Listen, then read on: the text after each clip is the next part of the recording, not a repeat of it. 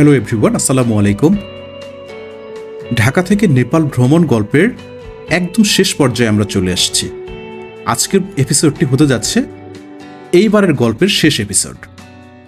আর এই এপিসোডটি শুরু থেকে শেষ পর্যন্ত পুরোটাই ইনফরমেশন দিয়ে ভরা। আজকের গল্পে আমরা দেখব কিভাবে পোখরা থেকে নাগারকোট আসলাম, এখানে কেমন হোটেলে ছিলাম, এখানকার টোটাল কস্টিংটা কেমন ছিল এবং আমাদের ওভারঅল অভিজ্ঞতা কেমন ছিল, এই সমস্ত কিছুই আপনাদেরকে জানিয়ে দিব। একটা গুরুত্বপূর্ণ ইনফরমেশন দেই, নাগারকোটে আসতে হলে অবশ্যই কিন্তু ভালো মানের একটি হোটেল চুজ করবেন, কারণ এখানে ভালো মানের হোটেলে না থাকলে কিন্তু নাগারকোটের আসল যে সৌন্দর্য সেটা কিন্তু রিল্যাক্স উপভোগ করতে পারবেন না। ঠিক সেরকমই একটি হোটেলের সন্ধান আপনাদেরকে দিব। সুতরাং আমার চ্যানেলে যে বাকি পর্বগুলো দেখেছেন, আশা করি সেখান থেকে অনেক ইনফরমেশন আপনারা পেয়েছেন। যারা নতুন তাদেরকে বলছি, আপনারা যদি ঢাকা থেকে বা বাংলাদেশ থেকে নেপাল আসার প্ল্যান করে থাকেন তাহলে আমার চ্যানেলের প্লেলিস্টে গিয়ে বাকি পর্বগুলো দেখে নেবেন, তাহলে নিজের মতো করে সুন্দর একটি নেপাল ট্যুর প্ল্যান সাজিয়ে নিতে পারবেন। তাহলে চলুন আর কথা না বাড়িয়ে সমস্ত ইনফরমেশনগুলো জেনে নেওয়া যাক। আর যারা নতুন তাদেরকে অনুরোধ করব আমার চ্যানেলটি সাবস্ক্রাইব করে পাশে থাকতে।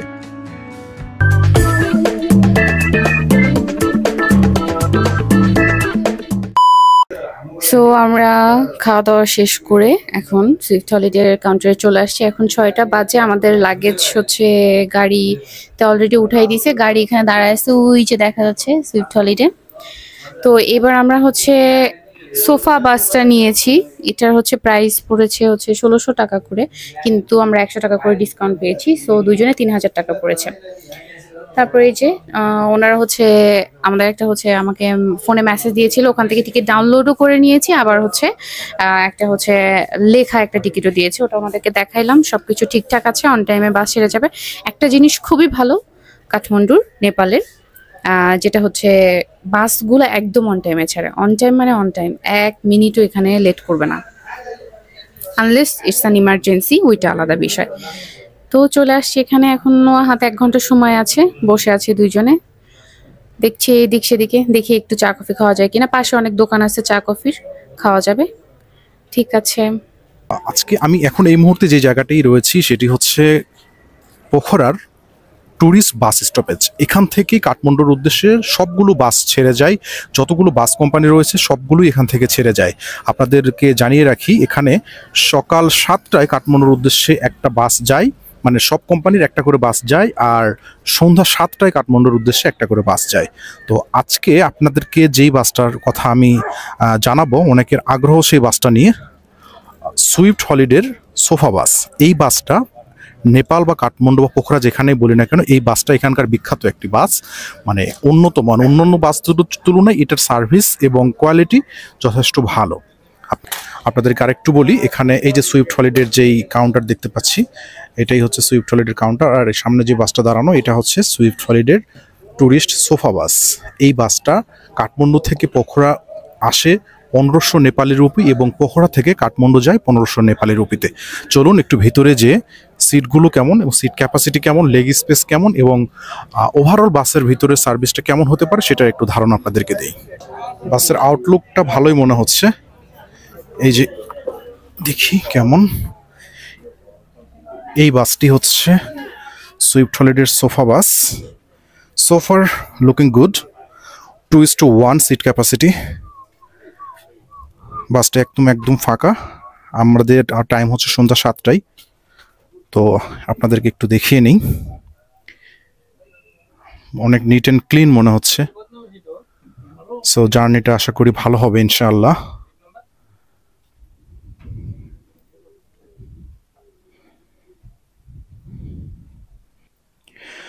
লেগ স্পেস খুব বেশি না, মোটামুটি চলে, তবে যাদের হাইট একটু বেশি তাদের জন্য একটু সমস্যা হতে পারে, খুব বেশি সমস্যা হবে না আশা করি। সোফার দিস ইজ গুড।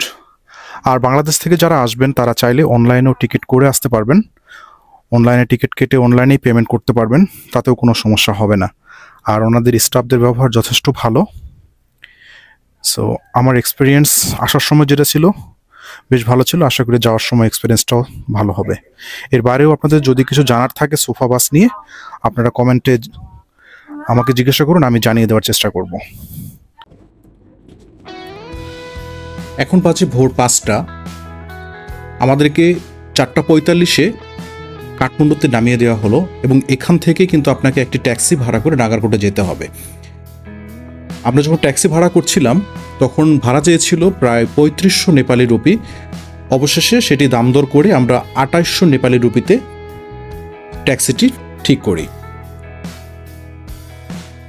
আপনারা যারা পোখরা থেকে নাগারকোট যাবেন তাদেরকে কিন্তু কাঠমান্ডুতে এসেই নামতে হবে এবং এই ব্যাপারটা কিন্তু খুবই গুরুত্বপূর্ণ মাথায় রাখবেন। আপনাকে নামিয়ে দেওয়া হবে ভোর 5টায়। সেখান থেকে কিন্তু আপনি ডিরেক্ট চলে যাবেন নাগারকোটে। নাগারকোটে কিন্তু হোটেলের চেক ইন দুপুর 2টায়। সুতরাং আপনি নাগারকোটে এখান থেকে 1 ঘন্টার মধ্যে পৌঁছে যাবেন এবং এই সময়টা কি করবেন এটা কিন্তু আপনার জন্য গুরুত্বপূর্ণ। আপনি যেই হোটেলে উঠবেন, হোটেলে যদি আর্লি চেক ইনের ব্যবস্থা না থাকে তাহলে কিন্তু আপনি ঝামেলায় পড়বেন। সেক্ষেত্রে হয়তো আপনাকে নাগারকোটে ডিরেক্ট না গিয়ে আপনি কাঠমান্ডুতে একটি হোটেলে হয়তো হাফ বেলার জন্য একটি হোটেল বুক দিতে হবে। সেটি ট্যুর প্ল্যান করার সময় আপনি সেভাবে সাজিয়ে নেবেন। আমরা যেটি করেছিলাম, পোখরা থেকে কাঠমান্ডু এসে নামলাম ভোর 5টায়। সেখান থেকে আমরা 1 ঘন্টা পথ পাড়ি দিয়ে নাগারকোট চলে যাচ্ছি এবং আমরা হোটেলের সাথে আগে কথা বলে নিয়েছিলাম, কারণ আমাদের পৌঁছাইতে 6টা 6:30টার মধ্যে আমরা পৌঁছে যাব। সুতরাং তারা আমাদেরকে কনফার্মেশনটা দিয়েছিল, এই জন্যই কিন্তু আমরা এই সকালে রওনা দিয়েছি। নাইলে হয়তো আমাদের কাঠমান্ডুতেই একটি হোটেলে হাফ বেলার জন্য ভাড়া নিয়ে থাকতে হতো। এই ব্যাপারটি কিন্তু মাথায় রাখবেন।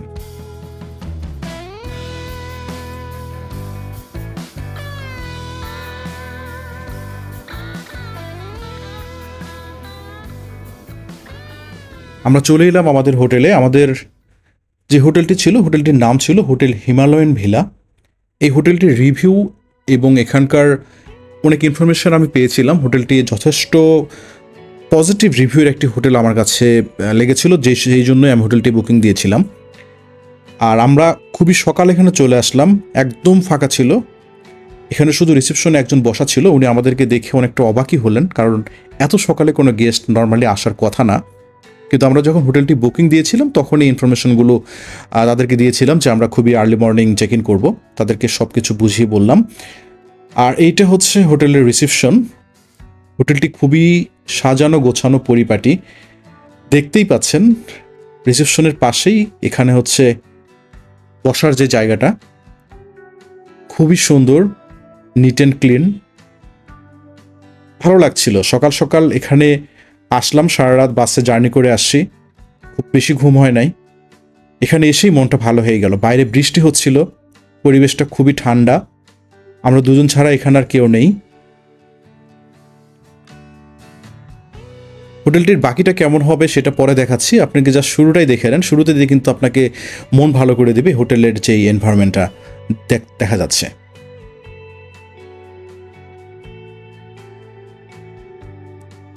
বাইরে তখন প্রচণ্ড বৃষ্টি পড়ছে, এই জন্য সামনের দৃশ্যটা দেখা যাচ্ছে না।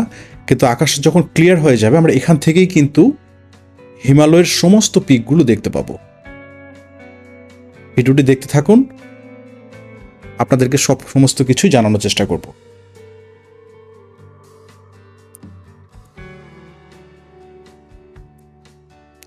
কিছুক্ষণ অপেক্ষা করার পর আমাদের জন্য ওয়েলকাম ড্রিঙ্কস হিসেবে 2টি কফি চলে আসলো এবং এই মুহূর্তে এটা আমাদের জন্য খুব গুরুত্বপূর্ণ ছিল। একে তো সারা রাত জার্নি করে এসছি, তার মধ্যে এখানে বৃষ্টি পড়ছে, এমন আবহাওয়ায় এই কফিটা কিন্তু একদম পারফেক্ট।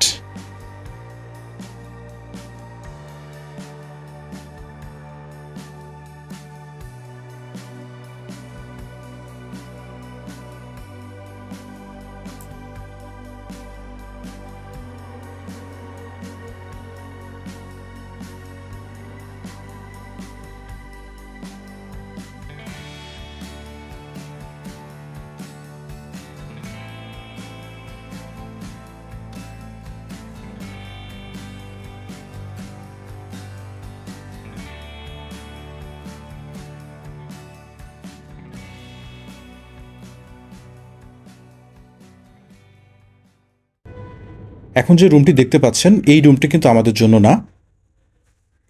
এই রুমটি আমাদের দেওয়া হয়েছিল এই যে চেক ইন করার আগ পর্যন্ত সময় রেস্ট করার জন্য। এই সাপোর্টটা আমাদের জন্য খুবই গুরুত্বপূর্ণ ছিল। হোটেল কর্তৃপক্ষকে ধন্যবাদ না জানিয়ে পারছি না।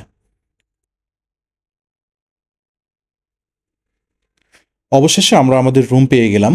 আমাদের রুম নাম্বার ছিল 207। এই হচ্ছে আমাদের রুম।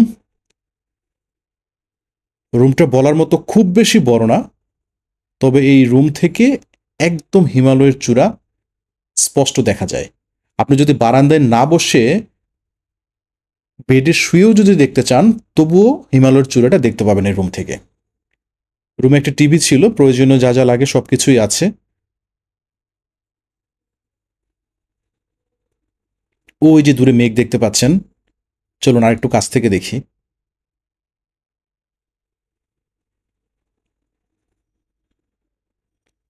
মাশাআল্লাহ,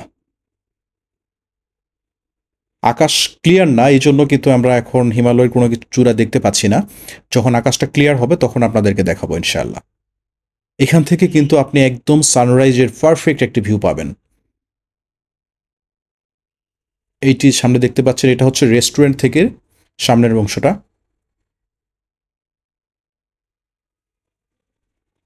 একদম পারফেক্ট একটি ভিউ পাওয়া যায় এখান থেকে।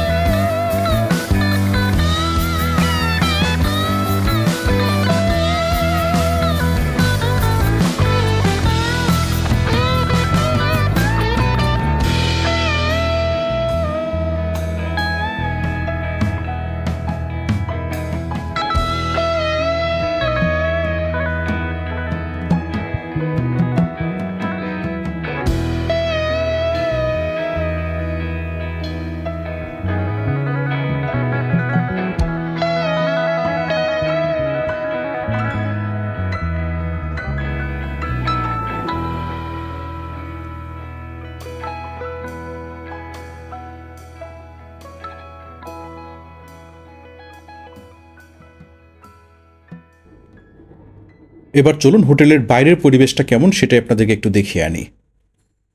এখানে কিন্তু একসাথে অনেকগুলো হোটেল রয়েছে। এটা যদি দেখতে পাচ্ছেন, এটা হচ্ছে হোটেলের আমাদের বাইরের অংশ।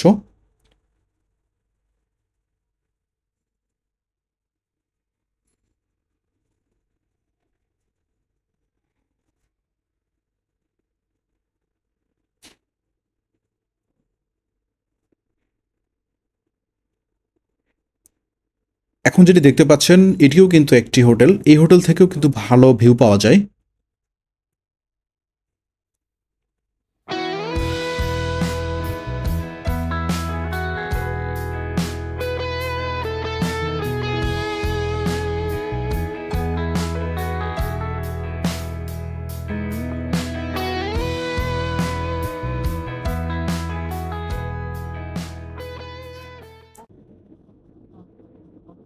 আলহামদুলিল্লাহ আকাশ একটু একটু করে ক্লিয়ার হচ্ছে আর হিমালয়ের চূড়াগুলো দৃশ্যমান হচ্ছে।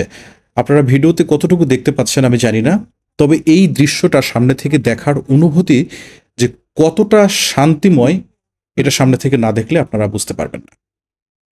সত্যি অসাধারণ, অসাধারণ। আপনাদের যদি কপাল ভালো থাকে, আকাশ যদি আরো ক্লিয়ার পান, তাহলে এই দৃশ্যটা আরো ভালোভাবে উপভোগ করতে পারবেন। সুবহানাল্লাহ, মাশাআল্লাহ।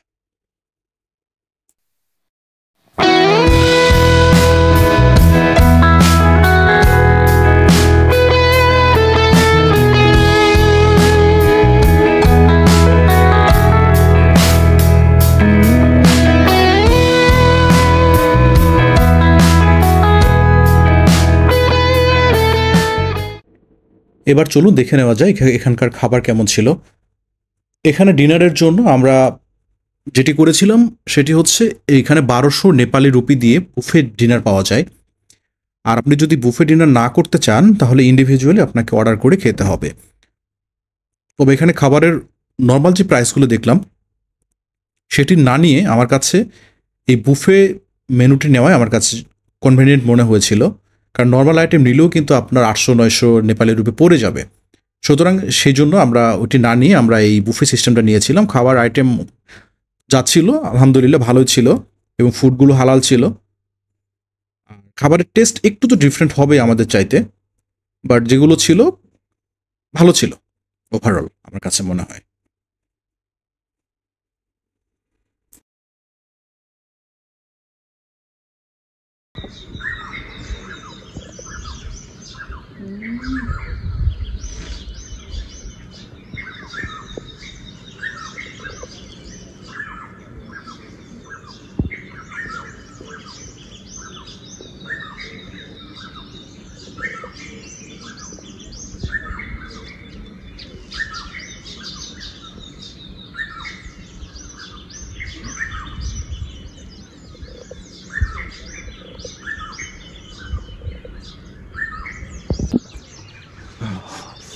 গুড মর্নিং সবাইকে।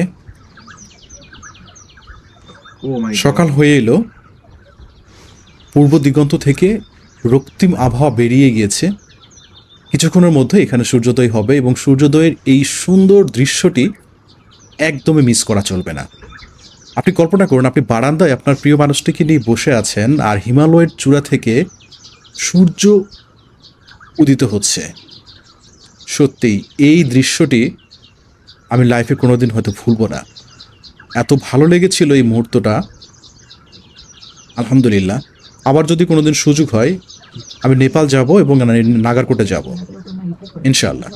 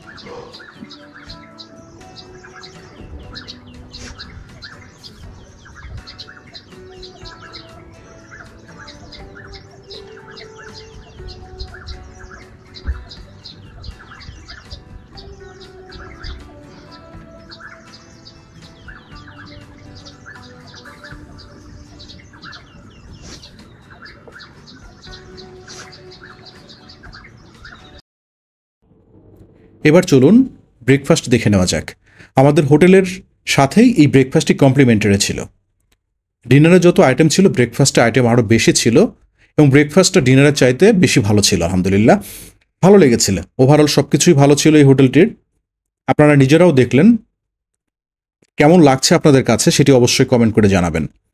আর এসবের বাইরেও যদি আপনার কোনো জানার থাকে কিভাবে ট্যুর প্ল্যানটি আরও সহজ করা যায় এবং কস্টিংয়ের ব্যাপারটা যদি আপনার ক্লিয়ার না থাকেন তাহলে আমার কমেন্টে জানান, আমি আপনাকে জানিয়ে দিচ্ছি। অথবা আমার ফেসবুক পেজের লিঙ্কটা আমি দিয়ে রাখছি, সেখানে চাইলেও আপনি আমাকে ইনবক্স করতে পারেন। আপনার যেভাবে সুবিধা হয়, আপনার যদি ইনফরমেশান লাগে আপনি কমেন্ট করেন, আপনি পেয়ে যাবেন ইনশাল্লাহ।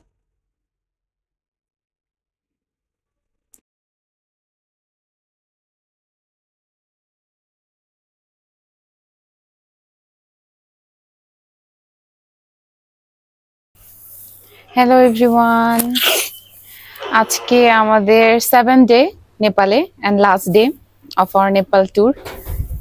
আমরা হচ্ছে চেক আউট করে ফেলেছি আমাদের হোটেল থেকে। এখন আমরা ওদের যে রেস্টুরেন্টের উপরে একটা বসার জায়গা আছে, এখানে বসে আছি। আমাদের ট্যাক্সি আসবে, এই জন্য ওয়েট করতেছি ট্যাক্সি আসা পর্যন্ত।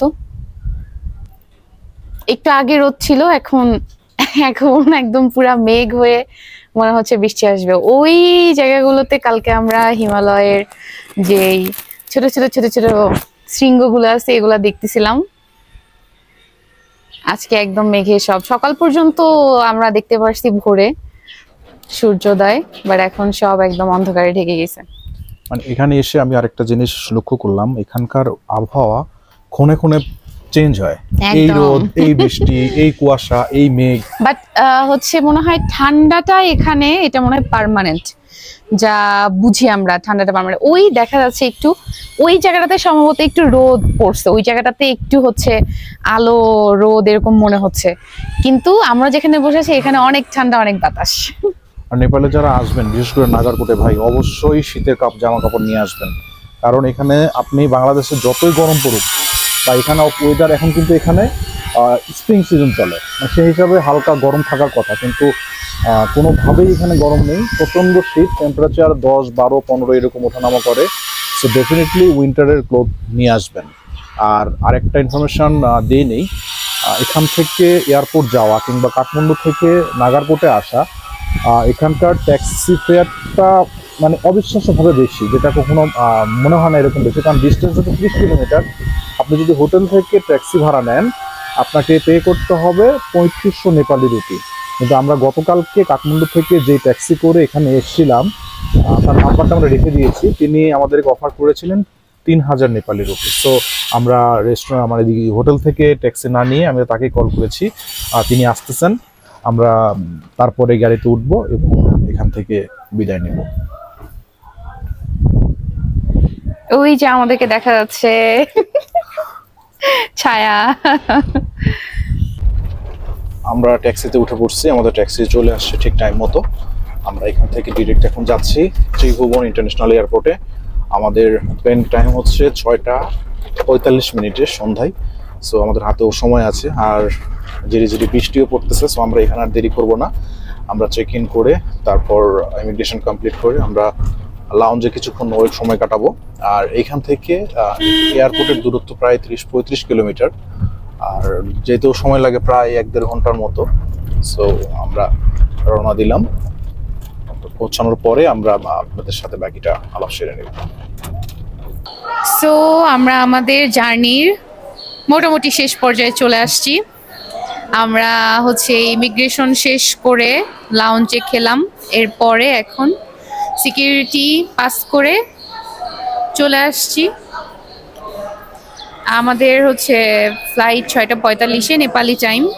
তো আমরা হচ্ছে সব শেষ করে এখন এদিকে আসি, হাঁটাহাঁটি করতেছি একটু। এখানে কিছু শপ আছে, ডেফিনেটলি প্রাইস বেশি হবে, আমরা ওইদিকে যাব না। এই তো, এই ছিল আমাদের 7 ডে ট্যুর নেপালের। এখানেই শেষ হইতেছে আমাদের ট্যুর। সো আমাদের সবগুলো পর্ব কেমন লাগলো দেখে আপনারা অবশ্যই কমেন্টে জানাবেন, আর যদি কোনো সাজেশনস থাকে অবশ্যই সেটাও জানাবেন। আর যদি কোনো কোয়েশ্চেন থাকে সেটা ডেফিনেটলি জিজ্ঞেস করবেন। আমরা চেষ্টা করেছি সবগুলো ইনফরমেশন প্রপারলি দিতে, কারণ আপনারা যারা এজেন্সি ছাড়া আসতে প্ল্যান করছেন তার আশা করি সব ইনফরমেশন পেয়ে গিয়েছেন। সো আমরা মনে হয় এখানে শেষ করতে পারি। সো শীঘ্রই দেখা হবে নতুন কোনো ডেস্টিনেশনে, নতুন কোনো ভিডিওতে।